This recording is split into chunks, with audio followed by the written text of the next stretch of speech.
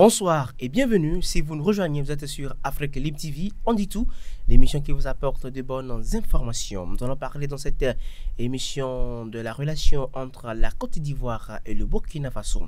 Après une publication de manipulation accusant injustement certaines autorités burkinabées d'inciter à un coup d'État en Côte d'Ivoire, une enquête publiée par le média l'infodusahel.com révèle de grandes révélations sur la situation et dénonce les complots tapis dans l'ombre pour semer le chaos entre les deux pays frères. Et nous allons décortiquer cette enquête dans cette émission afin d'éclairer l'opinion nationale et internationale sur la vraie version des faits. Et pour en parler, Yannick Kwame, bonsoir et bienvenue. Bonsoir Giraud, bonsoir à tous nos téléspectateurs.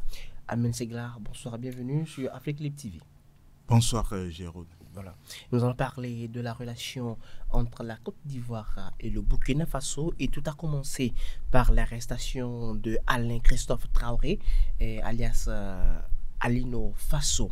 Peut-on parler d'un complot bien planifié par certaines autorités ivoiriennes pour passer de l'accusé à la victime?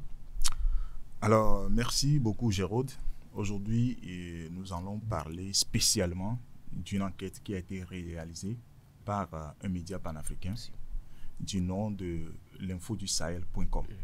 Et ce média a fait sortir, disons cette semaine, une enquête relevant ce qui se planifie ou bien ce que certaines autorités ivoiriennes planifient pour renverser la tendance. Parce que vous n'êtes pas sans savoir que depuis certains moments, le président Ibrahim Traoré ne cesse de dénoncer des plans de déstabilisation venant de la Côte d'Ivoire. Alors, depuis la Côte d'Ivoire, des réunions se sont tenues, certaines autorités, avec certaines autorités, ces réunions-là, il vient de certaines autorités qui veulent essayer de passer de la case de l'accusation à la case de la victime. Alors, comment les choses se sont passées selon ce que l'enquête que l'Info du Sahel a réalisé? Beaucoup de réunions ont été tenues pour arrêter un certain nombre de Burkinabés.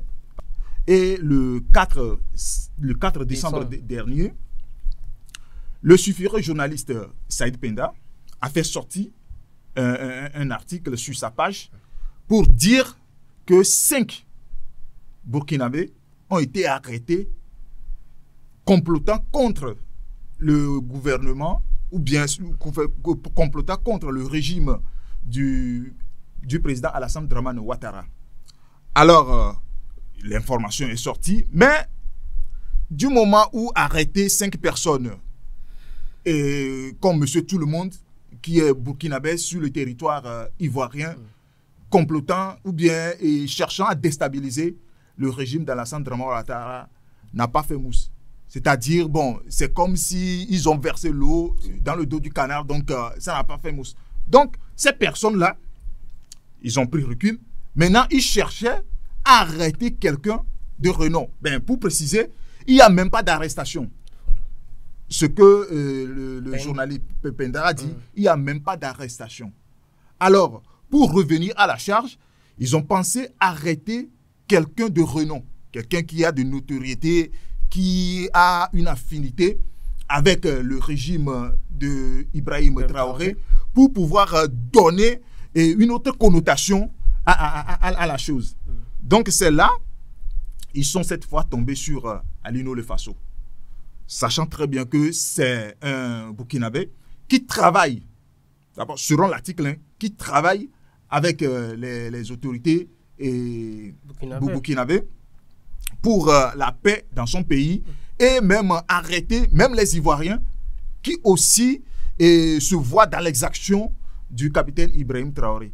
Voilà, et Yannick, tout a commencé par l'arrestation de Alino Faso. Est-ce quand même un complot mis en place par certaines autorités pour passer de l'accusé à la victime?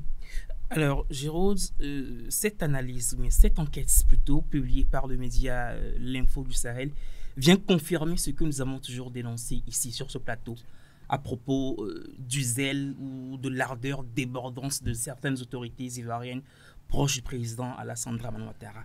Et ces autorités se permettent de mener des actions contre leurs frères du Burkina Faso, contre les autorités du Burkina Faso. Et tenez-vous bien, au nom du président Alassane Dramane Ouattara, sans même que ce dernier ne soit au courant de rien.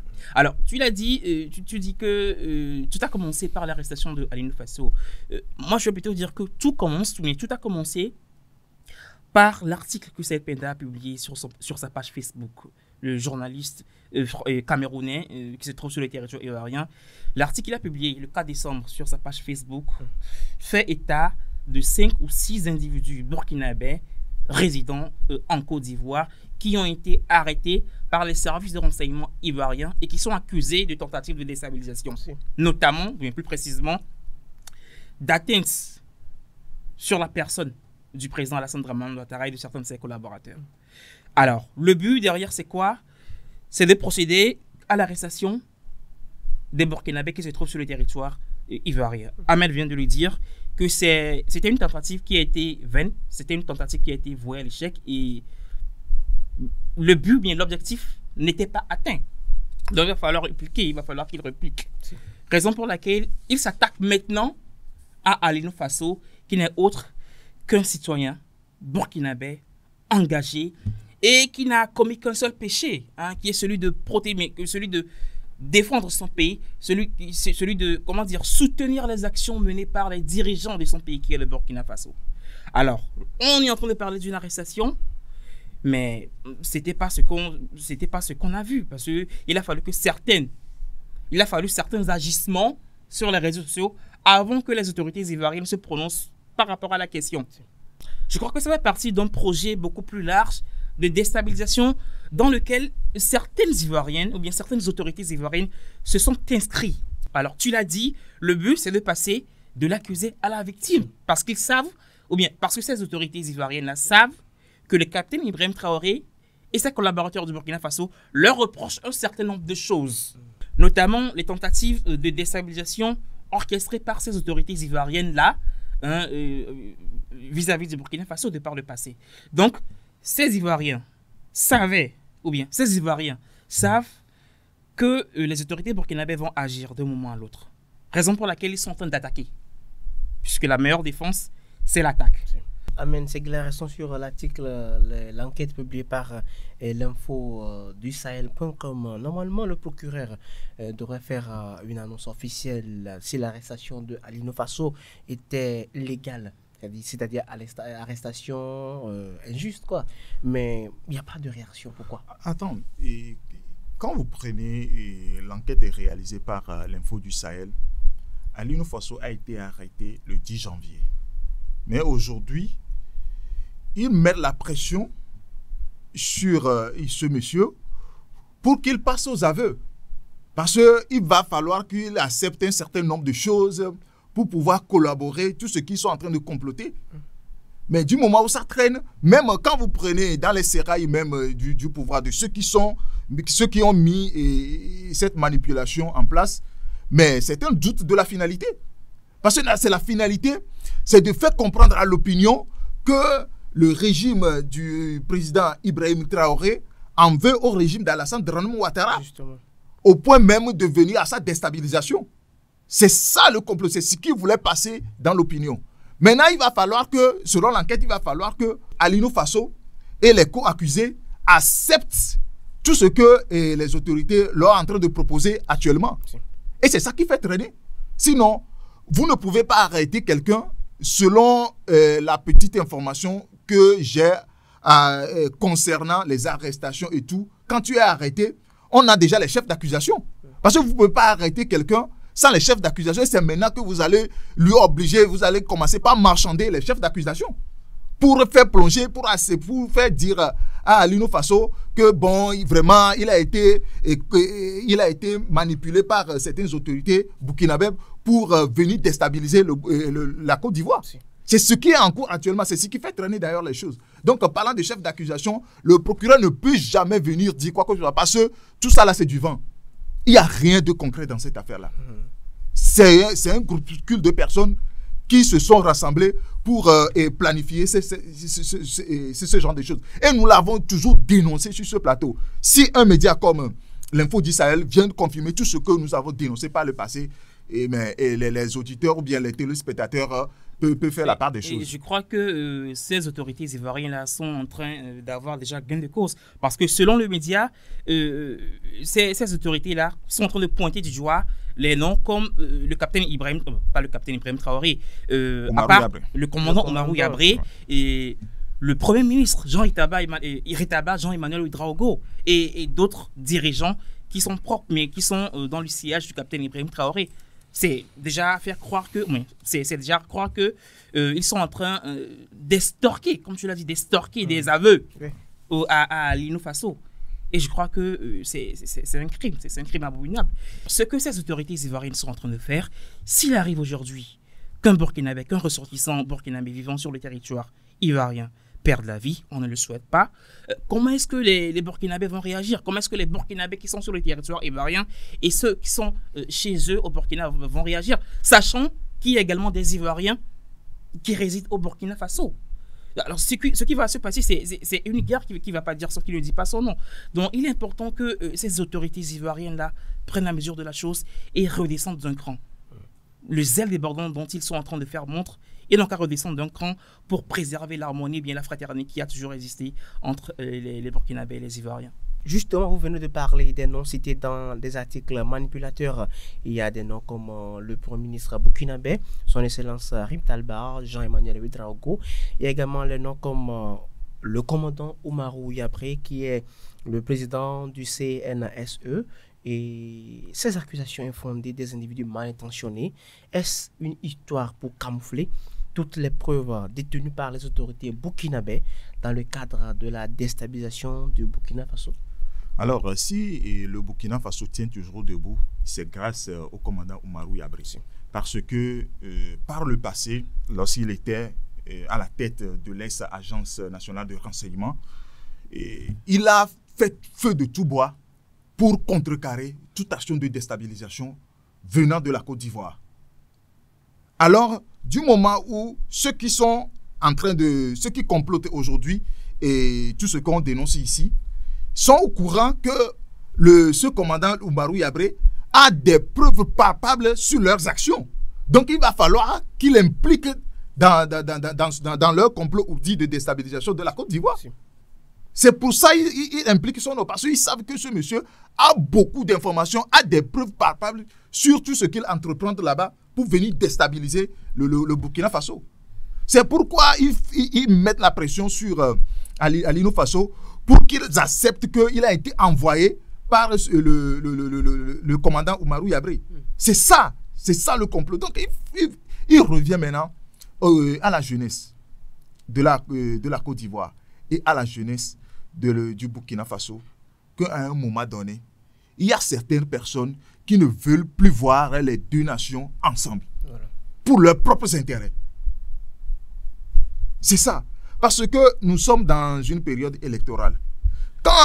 Du moment où les médias panafricains parlent d'une réconciliation ou bien parlent d'une collaboration dans la sous-région, certains, pour leurs intérêts, veulent chercher à attiser les feux pour mettre encore des tensions qui n'ont pas lieu d'être dans les deux pays. Il va falloir que la jeunesse prenne ses responsabilités. Il va falloir que les jeunes prennent leurs responsabilités pour pouvoir dénoncer un certain nombre de choses.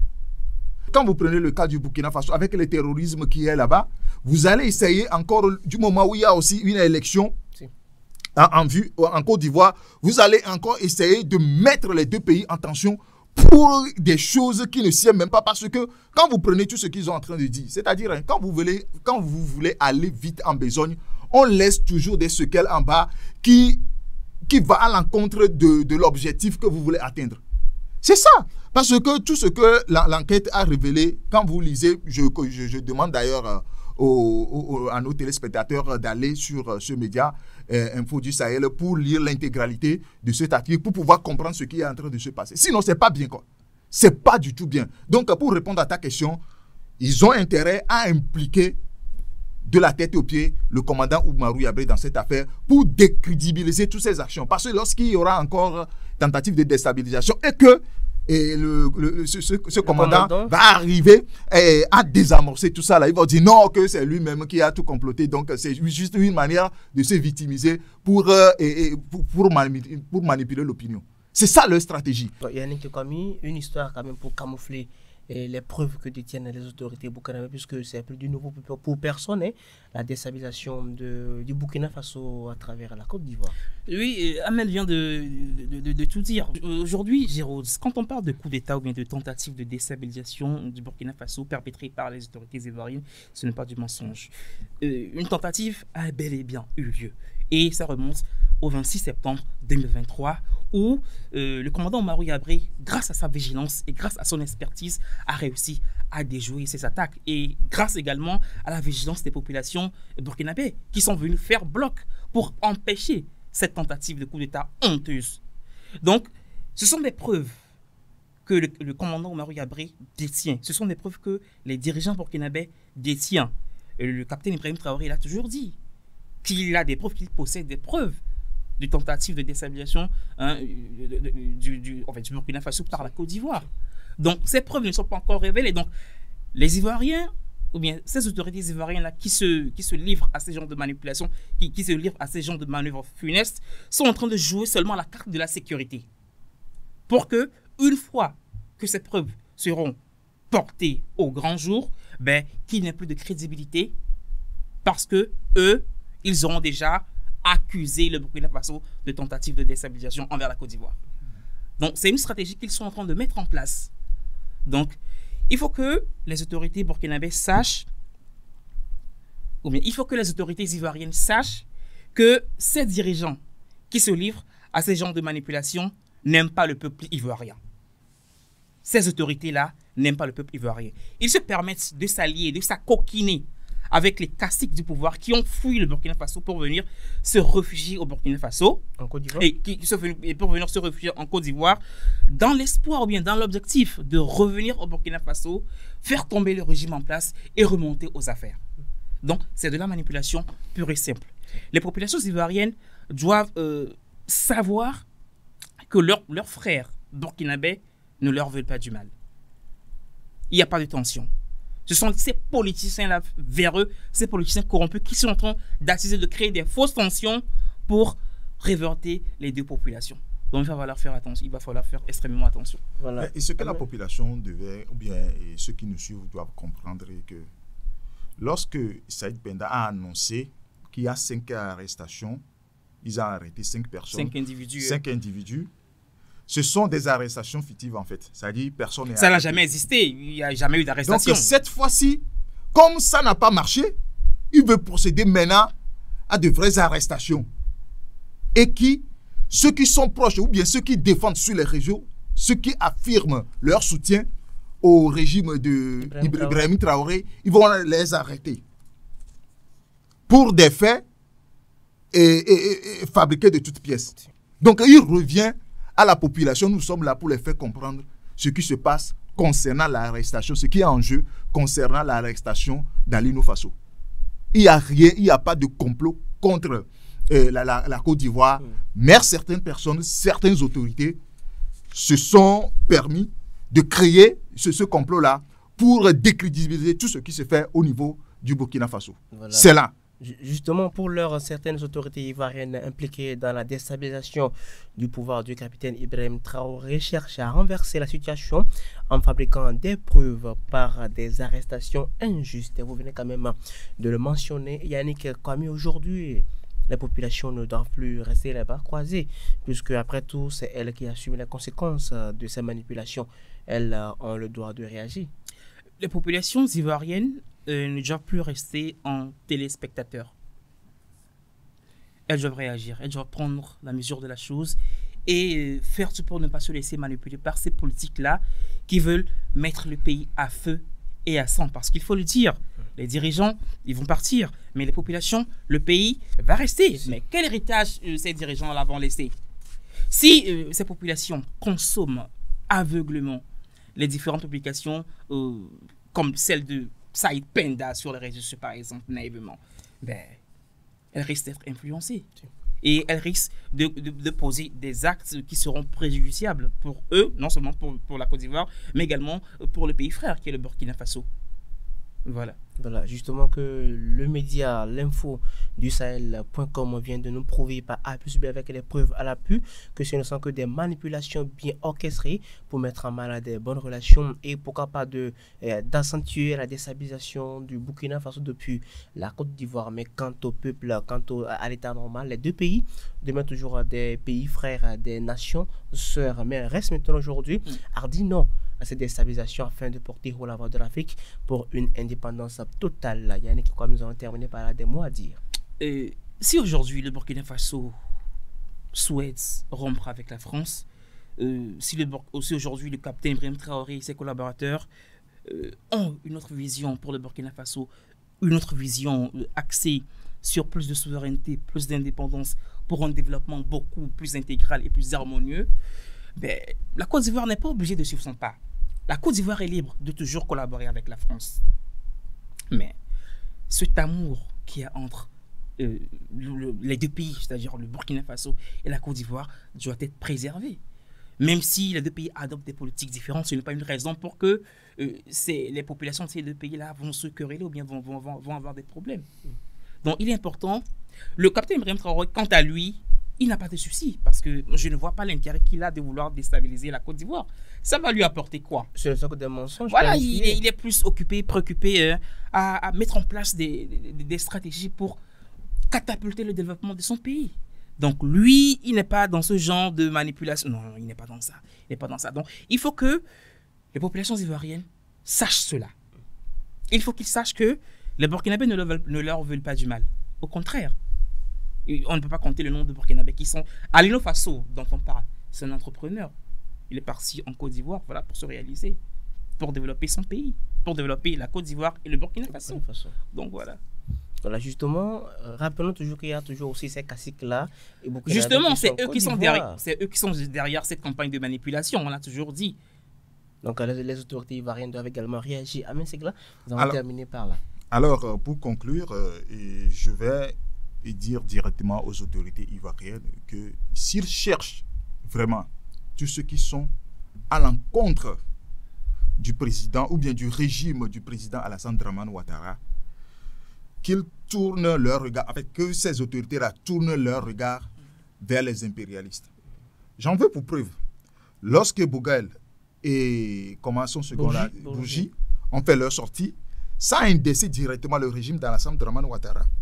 Lorsque la semaine dernière, il s'est agi de ce média-là, je ne vais pas donner leur nom parce que je veux faire une publicité gratuite pour un média. Ça peut permettre aux gens de comprendre ce qui se passe. Pour donner les informations fictives, c'est-à-dire qui créent des informations fictives à l'endroit des autorités pour distiller ça dans la population. Ils ont indexé directement la femme de président Alassane Dramane Ouattara. Oui, Madame Dominique Ouattara. Voilà. Donc, s'ils cherchent vraiment ceux qui sont à l'encontre même, parce qu'ils ont parlé de beaucoup de pays, mais l'exemple donné, c'est la femme du président Alassane Dramane Ouattara. Donc, s'ils cherchent les ennemis, ils n'ont qu'à tourner les regards vers ces impérialistes-là. Et c'est ces impérialistes-là qui sont derrière certaines autorités en Côte d'Ivoire, plus les anciens caciques qui ont fui le pays, qui ont fui le Burkina Faso et qui organisent tous ces complots-là. Donc, il va falloir que si la Côte d'Ivoire veut vraiment avoir ou bien cherche ceux qui sont derrière et tous ces complots-là, ils n'ont qu'à tourner le regard vers les impérialistes. Voilà, merci à vous, chers consultants et chers téléspectateurs. Nous invitons à aller lire l'enquête sur le média, l'info du Sahel.com pour avoir plus d'éclaircissements. Quant à nous, nous allons revenir encore sur ce plateau dans d'autres émissions pour vous apporter d'amples explications et d'amples détails afin de comprendre comment les manipulateurs sont tapis dans l'ombre afin de mettre en place des complots pour déstabiliser les pays frères et les nations sœurs. Merci à vous de nous avoir suivis. D'ici là, portez-vous bien.